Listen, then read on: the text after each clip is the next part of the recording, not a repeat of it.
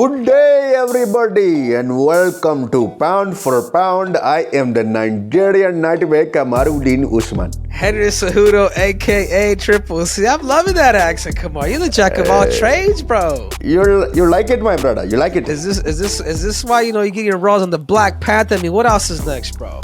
My friend, I am very, very versatile. I can do a lot of things. Very good things.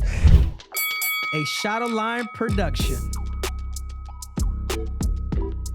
So I want to say, Henry, lot of good fights last night. Very good fights. Very good fights. Yeah. But of course, Covington taking on, how you say it? Say his name. He's talking about Joaquin Buckley. So you mix it up. You say Joaquin, you say Joaquin. You mix it up. But yes. But it depends, bro. If you want to get my French side, Joaquin Buckley.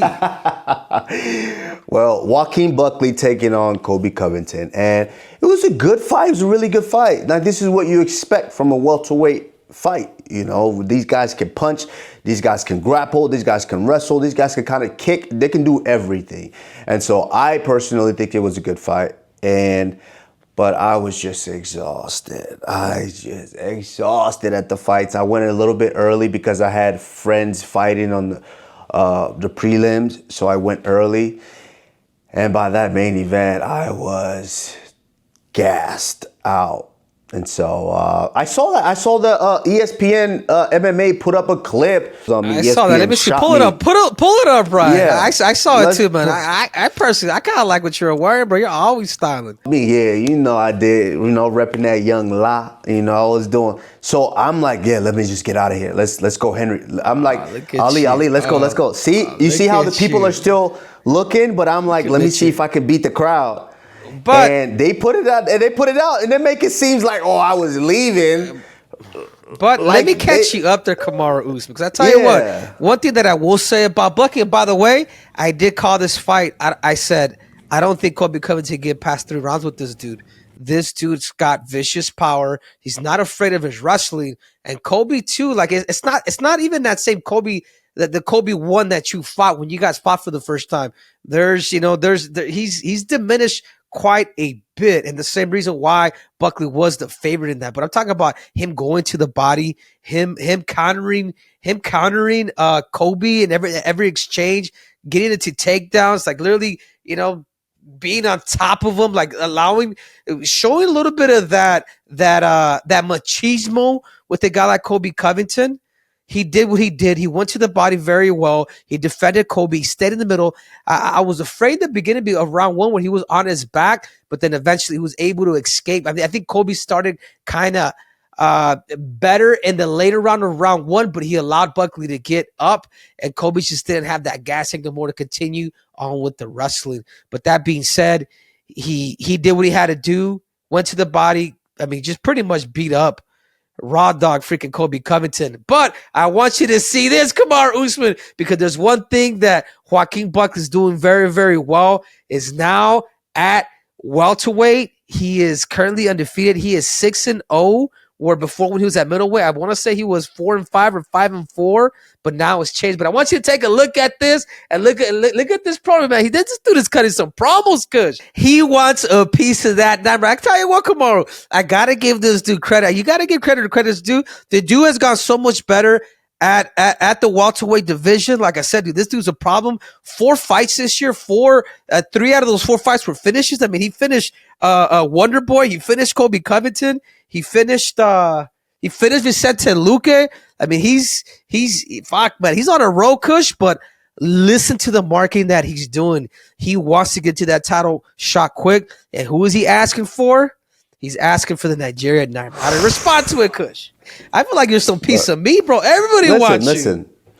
Yeah, well, it is what it is. I told you, I feel like the hot chick at the bar. And everybody wants a piece. But hey, it's almost like no one's listening to what I'm saying. No one's getting what I'm saying. I don't care who it is. Shafkat, Belal, Ian, Buckley. JDM, I don't care who it is. One thing that I won't do, because I've done it for so long and too much, which is partially why I'm having to take this layoff, is compete when I'm not ready. And when I am healthy, I don't care who it is. I remember watching the Buckley fight, and like I said, I was drained from the whole card, but I remember watching, I'm going, oh, I like that fight. I like that. I really like that matchup. Covington took him down a couple of times. Obviously, me and Covington, we utilized the wrestling differently in how we approach fights. Most people know when I take you down, you're not getting up unless I want you to get up. And so, yeah, it's different. So I remember watching the fight, and I'm going, Buckley did great. First of all, shout out to Buckley. He did great for being able to go through a guy like Covington. Like I said, with Covington having that long layoff, I don't know how he's going to show up. But everybody knows as the fight gets later, Covington gets a little bit more comfortable. So it was going to be how quick he was able to get the ring rust off and get going. And it didn't. Buckley didn't really allow him to do that. It looked like there was times where it was back and forth, and it looked like Covington was coming back. So he didn't look bad. Covington didn't look too bad. It just sucks when you get a cut and it's bleeding in your eye. Hey, what are you gonna do? But it seemed like he got those takedowns, and once he got the takedown, Buckley did struggle a little bit. But once Buckley got up, he did the right thing. He was able to press. He was throwing big shots. And so hats off to both guys. But and look, if you look in a position like this, if I get you down, it's gonna be a bad day for you to try to get up. Different. But it was good. I like the fight. I like Buckley. I like it. I like all of them. Buckley, Gary, JDM, Shavkat. So, it doesn't matter. Would you invite him for pound if you like him like that? Would you invite him on as a guest? Absolutely. Why not? Why not? Absolutely. There you go, Buck. I don't mind. Of course I would. I don't mind. I would invite him. So I don't. Hats off to him. A good performance. Good with getting it done and finishing Covington. I think he's the second guy to finish Covington. So yeah, I guess it's not a finish. It was a referee stoppage, or the judge doctor stoppage, but. All in all, good fight. Hats off to him. But yes, I don't mind who it is. Like, it's like no one's listening to me. It's like, Henry, it seems like every week we get on here and I have to do this. No one's listening. When I'm healthy, I'll whoop every one of y'all. Doesn't matter who it is. Yeah. I've gone through the division, and then I started going through the division again. So it doesn't matter. Yeah, no, I get it, Kamar. I get it, Kamar. Yeah. But I will say this about Colby Covington, dude. And Buckley even brought it up, which I thought it was, which obviously when the opponent brings it up, he's like, Colby's not the same. Like, his shtick is running out. He's not even taunting or messing with me. Like, he's been super limited. I think Colby puts a lot of pressure on himself, coming out with Hulk Hogan with the flag and do the whole nine. I just don't know how long Colby Covington sincerely wants to do this, because I imagine the UFC only wants to give him big names because of the size of his mouth. But I mean, Colby Covington, he was just off, dude. I just don't think that's the prime Colby Covington. But that being said, Joaquin Buckley did do his job. He did finish him. He is a threat for the welterweight division.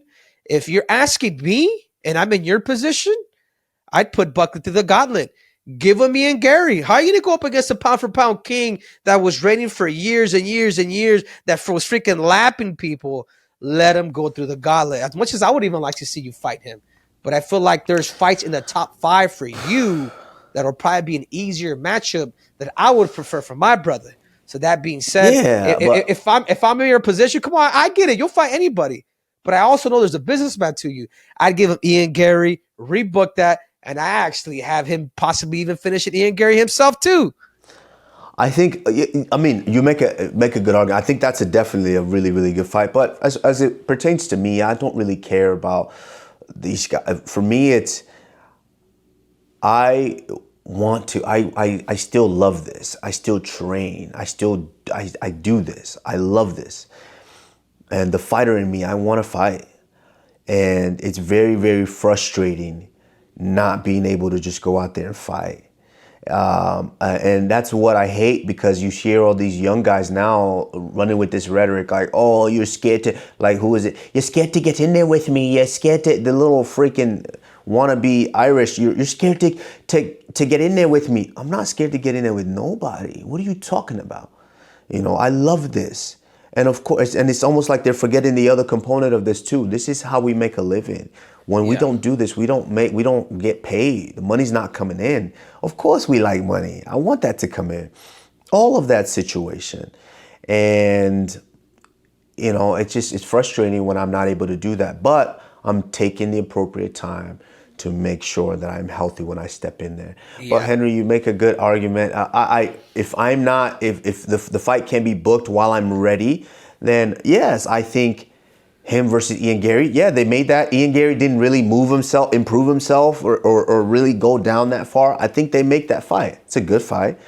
I would love to see who comes out. Now I'm questioning Kamaru if Ian Gary would actually take that fight. Cause I tell you what, man. Of course he won't. I don't think he will, dude. I think he's gonna take some time. I think he might not want to, but you're not really, Henry. You and I both know you're not really in a position to just say, "Oh no, I don't want to." Especially you coming off of a loss.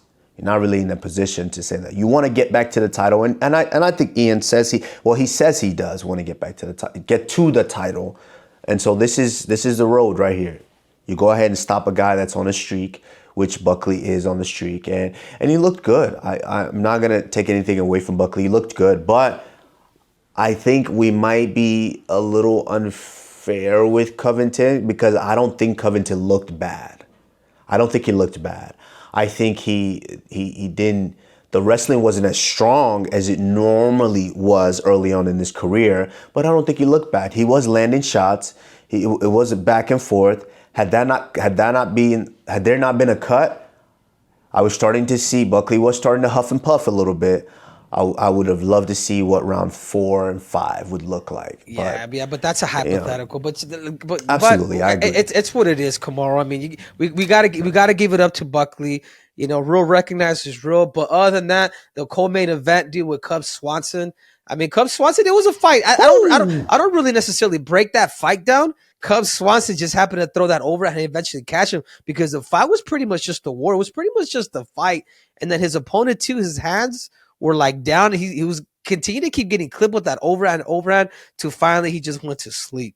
So, you know, freaking, he's reversing time, dude. Cub Swanson's dangerous because he has power, man. Yeah, this is the fight that I actually did watch. I was into it, and no, I can't. There was a lot of technical aspect to this fight, but it was the technical boxing of Cub Swanson. Well, I don't want to say boxing, because it's a sport of boxing. Your hands are up. You know, it is what it is. But Cub Swanson does not keep his hands up. He doesn't need to. Cub Swanson does better than most guys I've seen. His offbeats are crazy. The tempo of which he mixes up his shots. Look, just his right hand, but boom, boom. He'll hit off beats are insane, to where you can never really time when the strike is coming. That's the thing with Cub Swanson. And I think that's what broke Billy down eventually. He can tell how fast the right hand was coming. So it might come slow. It might come really, really fast. It might, that's what I think ultimately got him. And Billy looked good too. That was a great fight. It was a war back and forth, but man, Cub Swanson, he talked about retirement at the end of that, but man, after performances like that, everybody wants him to keep going. Everybody wants to see him fight again, but he needs to do what he wants. I mean, what's best for him and his family. That's what he needs to do. Yeah, that would have been a good way to kind of lay it down. I mean, the whole fight card was amazing, dude. 7 out of the 13 fights, Kamaru, ended no submissions. They all ended in a finish. I mean, to me, this top 3, the best card of 2025, bro. I'm sorry, 2024. Top 3? Yeah, top 3, bro.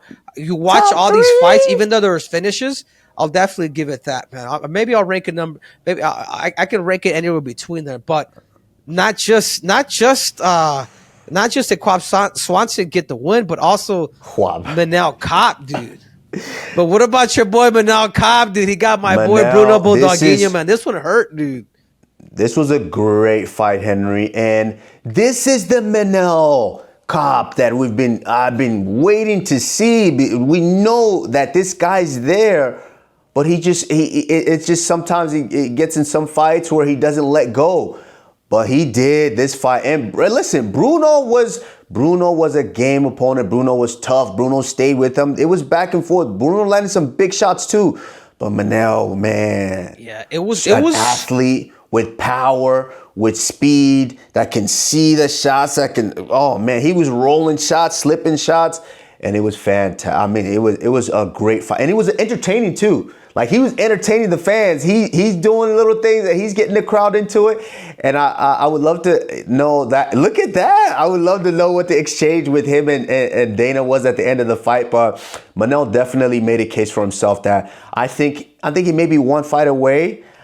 But Pantoja has nobody. So if the UFC want to gift him a title shot, I think that is a really, really compelling fight. Him and Pantoja. I would love to see that. Well, but remember, Kamaru, they fought before, and that fight was super close to where a lot of people thought he edged it out against Pantoja.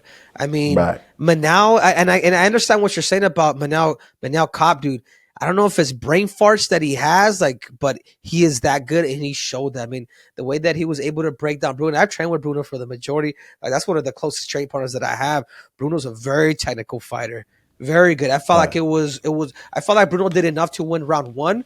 But then by the time round two hit, it was just all Manel. It was all Manel Cobb. And then in the beginning, like, Bruno kind of started out really good, but Manel Cobb was just a little too much for him. And it went to the body. You know, Bruno lost his composure. And I had talked to him that morning. I'm like, hey, whatever it is, bro, do not lose your composure. He lost it. And Manel Cobb, Henry, I don't agree. I don't think he lost his composure. He came out swinging. I think it was round 3 that he got stopped. But he came out. But that's what I'm talking banging, about. Like, it was a great fight. But trust me, dude, I know this dude like the back of my hand. He lost his composure in that third round, dude. If he could have just kept there, I told him, I says, Bruno, if you're losing the fight, remember, dude, we got to go Mexican style, turn it into something different. But that's exactly what he did.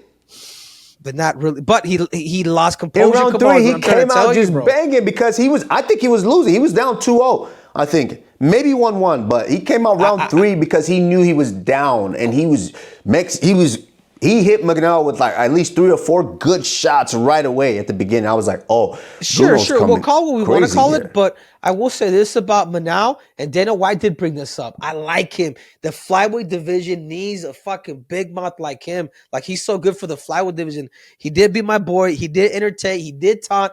He looks really good when he goes southpaw. When he's southpaw is when he's the most dangerous, bro. Like, when Manel Cobb goes southpaw, bro, he really lunges and he really catches those punches very well. Where he was able to hurt Bruno like you wouldn't believe. If you don't have a wrestling threat against Manel Cobb, dude, if you just keep it on his feet, that dude is super, super damn tired. But what I do think that what more likely is going to happen, and Dana White brought this up, is like, I'm not going to give him a title shot, but I'm going to give him what he wants, and that's talking about Mr. Kai Kara France. And I feel like the winner of that fight is going there. Remember, Kamaru, they're supposed to fight. It was to the point where Manel Cobb almost got into a fight with your boy Israel Adesanya, because because Manel Cobb's got a big mouth. He's a hell of a marketer. But I do believe that the winner of that fight does deserve a title shot against Alexandre Pantoja. You're absolutely right. And it's not that Manel just has a big mouth. It's just that when they say you bout that life, the definition of bout that life is Manel Cobb. He is bout that life. So as long as people recognize that, then you know what you're up against or what you're up for. He don't care. He's bout that life. Yeah. And so, I think it's definitely the fight to make. If you don't give him a title shot, which now him and Kai Kara France, they're kind of on that same tip to where either one could get the title shot. So Dana, why not make the fight to determine a clear contender? But let me tell you something, Kamaru. I agree. Of one of the biggest sleepers and maybe the dark horse of a whole damn division, I am talking about Sean Woodson. I tell you what, dude, this dude may look like No, no, no, no. That's a Chase different. That's a Hooper. different He division. may look like a damn nerd, but this guy right here, his combinations, he is 13-1. And I believe the only fight that he lost, he was submitted, so he more likely got caught. He's 6'2" for that weight class. He has a damn endurance. I mean, this dude has been putting people away, and I'm impressed by this guy. Like, he looks like he doesn't look like a fighter. But man, could he put people away? What he was able to do to Padilla and how he did it. I mean, Padilla was trying to go Mexican style with this dude. This dude welcomed that, used some of that finesse, and ends up catching him with uppercuts. I mean, the whole nine, bro. This dude is problematic for everybody at 145 pounds. And I do believe Uncle Dana, give this man a top 15, give this man a top 10. I do believe he's ready. Well, he's a featherweight, but no, 100%. Did I say he was a lightweight? Is that what I said? Well, you said in the division, but I think you have to understand he doesn't look, for some reason, because he's 6'2", 145 pounds. He doesn't look any, just long, skinny legs. He doesn't look that appealing. So I think a lot of guys sleep on him when he gets into these fights. He understands the pacing of a fight, and he understands fighting to where, he'll switch southpaw, he'll switch this way. He hands her up, hands her down, and he'll move, he'll kick, he understands. And when he runs off his combinations, this guy must have power, because I think like that look, you look at him, you go, oh, tall, skinny, 145 pounds, there's no power there. But man, he's got it. And when he unleashed that finishing sequence, jab, uppercut, hook, bing, bing, bing, like literally, I believe, less than 10 seconds left of the, less than 10 seconds left in that first round. Was it first round or second? First round, I think. It was, man, beautiful to watch. And yeah, 6'2". I agree. Think about it, Kamaru. 6'2". Look at that. As a featherweight. Started with that jab, upper hook, and then he followed him up and just got him out of there. Look at this. Pop, pop, pop. Ooh, followed him up. Boom. Stayed in the southpaw. Right hook, left hook. Damn, pounded him out. What a fantastic performance. And what is he, like a 6-fight win streak now with the one draw in there? Yeah. So this guy definitely, I would start moving him. I would start moving him to just at least start testing him and seeing where he might fare in that top 15 area. But it was a great finish, great performance. Like you mentioned, Henry, this card was ridiculous. As far as the finishes, the fights. So I believe Tampa got a treat for sure. At Pound for Pound, we are all about performance in the octagon, on the mic. And let's not talk about open mic night. That's where our sponsors at Rose Sparks come in. Rose Sparks is a dual action treatment that begins working in an average of 15 minutes once dissolved. That means more confidence between them sheets. Rose Sparks stays active in the system for up to 36 hours, so you're ready when the mood hits. Row connects guys with the Row affiliated medical provider. 100% online and ships direct to your door if prescribed. No wasted times in waiting rooms or long commutes to the doctor's office. Head to ro.co/P4P to connect with the provider. If prescribed, you'll get $15 off your first order of medication to get hard when you sign up for a reoccurring plan. That's ro.co/P4P. Compounded drugs are permitted to be prescribed under federal law but are not FDA approved. For full safety information, go to ro.co/safety-info. But Kamaru, I have a special treat for you, and you probably don't even know this is going on. So me and the producers, we kind of kept a little secret. But guess who? I had a one-on-one interview in Las Vegas. The one and only secret, Henry. I know that. The one and only Khabib Nurmagomedov. So we're gonna go ahead and watch some clips here, and I want to be able to see. Yeah, I've trained with Umar a little bit. Yeah, I saw clips of you training, partner drills right there with Umar, which is great. I mean, how was that being in there and with those guys? Because they have what, like about 10 guys in that camp right now? Yeah. No, these guys. About 10 guys, training partners. So how was that being in camp with him? Oh, it was good, man. I helped out Umar a little bit. Kind of gave them a little bit a game plan. Obviously, I was in there with Marab, and I know Umar for a very, very long time. But he's sharp, dude. Like he's tricky, man, with his lead leg kicks. Like Umar is very, very fast, and he's very calculated. Like he understands the range and the distance probably more than anybody in the whole Khabib Nurmagomedov camp, including his younger brother, who's a Bellator champ. But he's got power band. He's got some special things for a guy like Merab Dvalishvili. I'm excited to watch that fight. But without further ado, man, let's talk about Khabib. Khabib, I spent some time. I was there at the gym. I was able to, get a lot out of him. We talked about you, Kamaru. We talked about my career. We talked about a lot of things at what's going on at 170 pounds. We talked about him. We talked about Usman versus potentially going up a weight class to become champ, and we went through the whole line. So, without further ado, let's watch some of the clips. If they ask me to fight with Belal, like when I was active fighter, no. But for example, like Belal and Islam, okay, you have to talk with them. You have to talk with them because. So you don't care. You don't care if they fight or not. I mean, you're okay with them fighting if that happens. It's okay, brother. Like I get it, man. My heart, not okay. Yeah. My heart, not okay. But It's gonna be hard so to you're gonna. Islam to beat Belal. Yeah. He's very. But if you, close to me. let's say hypothetically they do end up fighting. So you gotta. This is where the brothers and friends separate. You gotta be with Islam, right?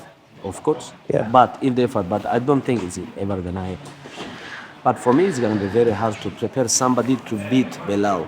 Because Belal is like, of course. Oh, he's good. He's good. I've always said this, Khabib. He reminds me a lot like you. I've always said it, bro. Like even before he became champion, the way he goes and gets takedowns, his movement, and then boom. Yeah. If you wanna beat Belal, I think you have to stop him. Without stoppage, it's gonna be very hard to. What you gonna do? Like, okay, if you take him down, it's very hard to control him 25 minutes. First of all, and second, like it's very hard to dominate with him on striking game in all 25 minutes because he mixes it up. He don't stay with you all 25 minutes. He wrestle and strike, and strike. He's good. And that's what I taught Kamaru. Cause obviously him and Kamaru are like this. Mm-hmm. I'm like. I think I wanna see. I wanna see because Kamaru deserves. People can say whatever they want. Yeah. Kamaru deserves this fight. If of course there is Shavkat on the line, but I think if Kamaru beat one guy like somebody like Jack Magdalena. Yeah, and JDM. I like that. Okay. Woo! Okay, so I based on what kind of like the landscape of things now after our interview with Mike Tyson, he really kind of put things into perspective of this whole fighting game and the whole friendship, friend fighting friend. He put it into perspective to where we complain all the time that it's not enough compensation for what we do, right? To where I think about it differently. And I even understood this when I was in that position with Israel. When I was asked, I said, personally, I don't want that fight because 2 Nigerians with belts means more to me than 1 Nigerian with 2 belts. Absolutely. And I said, okay, but if Dana want to throw up $100 million or something crazy like that, then me and Israel have to have that conversation on the outside. Brother to brother, man to man. Because, of course, we got into this game to make sure that we make enough out of it to where we don't have to do this ever again. And so, with that being said, this is kind of, you was a great question, Henry, you asking him that, because I agree with you. if Islam, this is what you ultimately want. You want to make sure that you never have to work again. Your family never has to work again. That you are good and you are set. Yeah, I would do it. This is just a random guy coming in to work with us. You know, I would potentially do it. But I completely understand Khabib's part of it, because Khabib is like, but this guy does ask me questions. I do help him. He asks me to, give him psychological things and so yeah, I do understand that relationship to where Khabib doesn't necessarily want it, but it's up to Islam. I mean, if Islam feels that, hey, I want to be that champ, I want to be in that illustrious club, hey, I don't see why not. And as far as me and Belal fighting, I think it's a fantastic fight. I've already said it. He does what I do, but I do it better. It's like and so it's, yeah, I would love to watch that fight. I don't feel like he's fought someone obviously like me that makes it up better than he does, that hits harder than he does. And and that's the thing, is how do you deal with someone that can take you down, that can hold you down? Yeah. And that could also break your freaking face. How do you deal with that? Yeah, right. And so, but check this out, Kamaru, because it's a two-part thing. We talked about, first I started talking about, and he brought your name up. We started talking about Islam and Belal. And yeah, that's what I just said. And I know, but it's gonna be a two-part thing for me. Notice what he said when I asked him, but this guy's your friend, but this guy's your brother. And who would you train with if you had to choose? Like, and he just said it. He's like, of course, Islam. It's a no-brainer. He's my brother.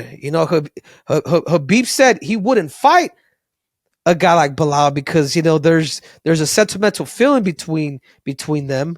But he's letting Islam make that decision and that coach and being there. Typically, like the role that Khabib is now playing, he is now officially the dad of the group.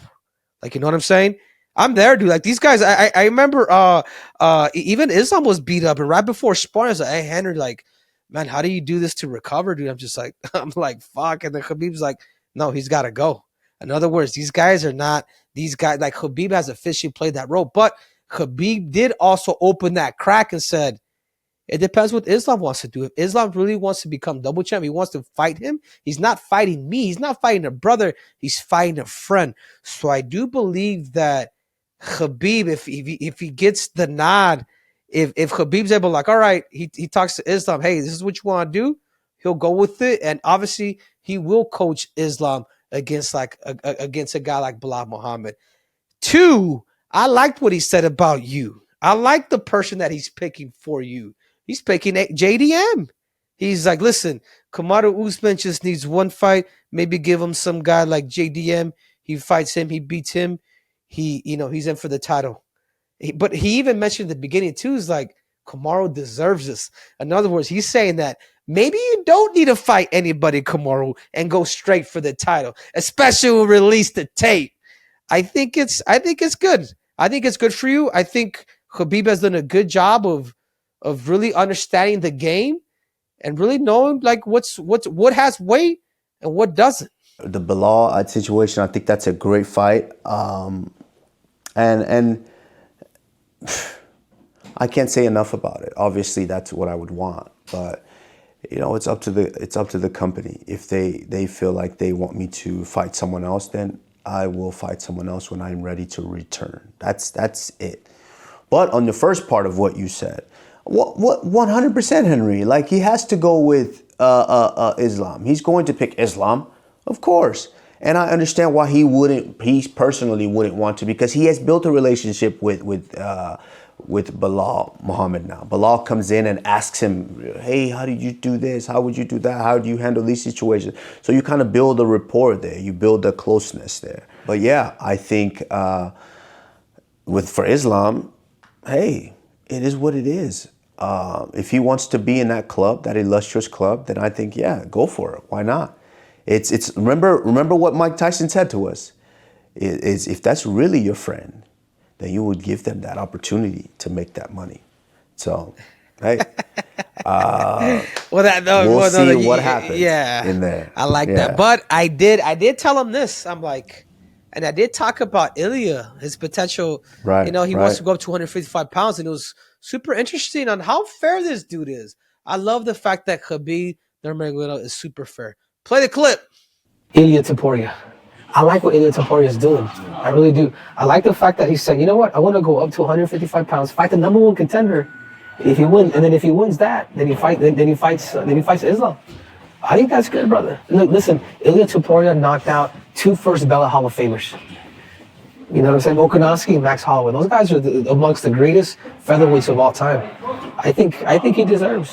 I think if he move up and he beat somebody like Dustin Poirier or Charles Oliveira, he's next on one. Why not? Because there is nobody. So you don't think right now Ilya deserves a shot at 155 pounds? Without fighting in 155? Without? No, I don't agree. Because Islam already give chance. People talk bad about like, oh, he fight 2 times with Volkanovski, but the UFC push this fight, and this fight was good in first fight, but why Islam have to give 3 times chance for 145 champion? Why?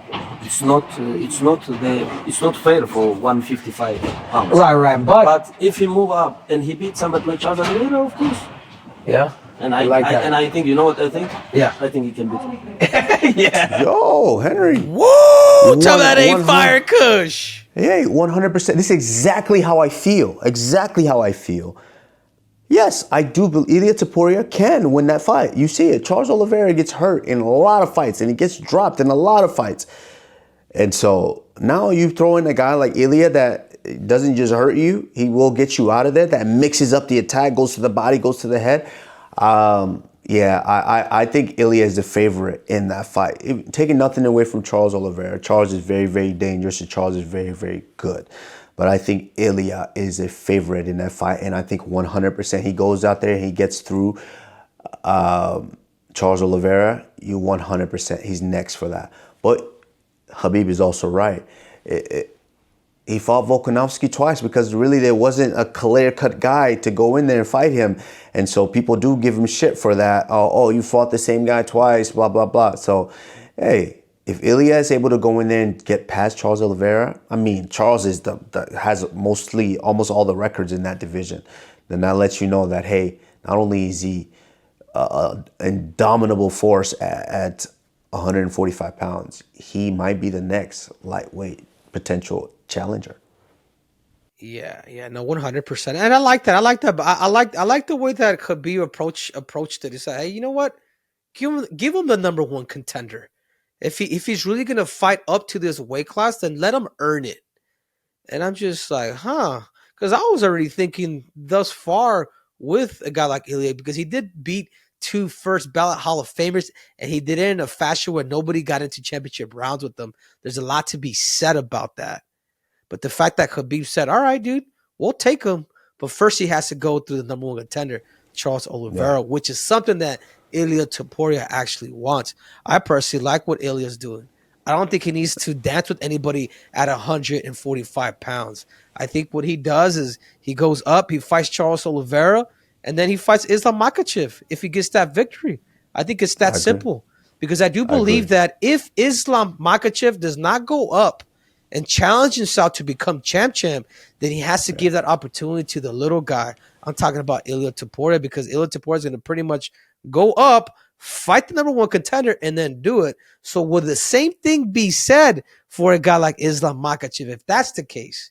You know what I'm saying? So roles could be reversed. Could a guy like Islam Makhachev, before he fights and goes up another weight division, could he potentially fight against a guy like the number one contender, Leon Edwards? I'm not gonna say Kamaru Usman. I know you guys would never fight, but somebody along those lines. I mean, could that also take place? Who? So what do you think? If you're in Islam's shoes, Kamaru, Right. What are you thinking? If I'm in Islam's shoes, I'm going to defend the belt with Arman Tsarukyan, and then it depends on how long he wants to continue to fight. If he's on a short list and he knows that I have a short window to fight, then yeah, I will go up and challenge. So would you say? So would you say? Okay, so you would say if you're Islam, you go up to another weight division, see if you can capture that. Yes, 100%. Okay, but if he doesn't, would you give that shot to a guy who would fight the number one contender, beat the number one contender? You don't have a choice. You don't have a There's choice. no He's dodging. the next. He's the next. He's the number one. And plus, not only is he the next, he's the guy at that point that has made a case to be, because Ilya is going to be a superstar in the sport. And I think you fight the guy that's going to bring in the most eyes and the most. Could this fight, Kamaru Usman, could a fight between Ilya Topuria and Islam Makhachev be better than Tom Aspinall versus John Jones? That's a good question. That is a damn good question. I think Don't dodge the question. Don't dodge it. No, I think it's now you're dealing with the case of how things change, how things changed in the boxing scene a while back when it was the heavyweights, the Mike Tyson, Holyfield. They were the pay-per-view box office stars. Then all of a sudden, Floyd Mayweather comes in. And now he's the box office star. That's what I would compare this to because, yeah, John Jones and Tom Aspinall, that's a humongous fight. Just because people want to, for the sheer fact that people want to see, can anyone beat John Jones? Can someone do it? That's the only reason people are going Aspinall, Aspinall, Aspinall. And rightfully so. Aspinall is dangerous, he's talented, and he's very, very good. I give that to him. But that's the main reason people want to see if John Jones could potentially lose. And Ilya versus Islam, I think that's an intriguing fight, and that's a fight that I think they're neck and neck, Henry. For the answer, I think they're neck and neck. I think that's a humongous fight as well. I think they're neck and neck. I personally, Kamaru, would believe that this fight could potentially be bigger than John Jones and Tom Aspinall. No, competitively. Of course, man. Competitively, and it's not just that, Kamaru. It's the simple fact that Ilya Topuria has a chance to become champ at the heavyweight division. I understand. We'll just know who is the real undisputed champion. But in this position, if Ilya does win, that puts him in a category of fuck. You beat the former pound for pound in Volkanovski. You're beating the current pound for pound, and a guy like Islam Makhachev, like, dude, fucking give him his flowers. It's a great thing, but you're saying biggest. So biggest as in blockbuster. It's not. John Jones has been around he's fought in 2 decades. Yeah, but no, I get you. I get John what you're Jones saying. is a household name. So it's not going to be bigger in that sense because Ilya Topuria is still relatively unknown to some people, even though I think he's a superstar. Islam Makhachev, he's known, but at the same time, some people are like, oh, well, he's still not, some people hate on him for some reason. Like, he's not knocking guys silly. He's not doing it. People hate on him for some reason. And you know what? Can I tell you something? Can I tell you something about that too, Kamaru? Dana White just guaranteed us that 100%, 100, that Jones and Aspinall are going to fight. That means they're gonna pull out the money, and I think maybe Dana White spoke a little too early because John Jones is just gonna ask for millions on top of millions. Listen, we know what goes on. If you don't play ball, then they gonna come out and they gonna say it. Well, this is why you didn't play ball. Maybe you didn't want the fight. It is what it is. Things happen, but it could come back and bite Dana in the ass. Yeah, but for Dana to say a statement like that means they've definitely progressed along in the deal. They've kind of come to terms on maybe that number, and I think they may be in agreement. So I'm excited. I can't wait. That's big news, and I can't wait. If that's going to happen, yeah, fantastic. And if Ilya and Islam does happen, you can never count anything out from what Dana White and Hunter can't. Shout out to Hunter and Mick and Sean and these matchmakers, what they put together. You can never count them out. They make magic happen. And hey, if those 2 fights do materialize, I mean, it's golden age for MMA for sure. Facts. All right. Well, Henry, if those fights come to fruition, I mean, it's going to be the golden age for UFC for sure. But yeah, you had the conversation was in depth. You had a lot more to say with Khabib, and yeah, I've seen obviously some of the parts, but I want to see the whole thing and just know how your day went. in training and just being around them. So make sure you the whole conversation will be up on the episode. So make sure that you guys stay tuned and watch that. But Henry, yeah, great fights. Buckley definitely pushes his name further into that up higher into that division. So we'll see what's next for him, and we'll see what's next for me as well. But as always, Henry, you know who I am.